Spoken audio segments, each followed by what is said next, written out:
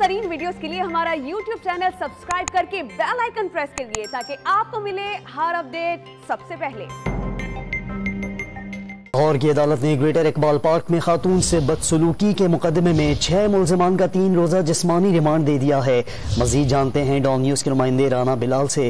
राना बिलाल, बताइएगा खातून से बदसलूकी के केस में क्या कार्रवाई हुई है आज? अभी देखिए, मीनार पाकिस्तान वाक़े में जो मुतासरा खातून है उनकी जानिब से 6 मुल्जिमान की शिनाख्त की गई थी।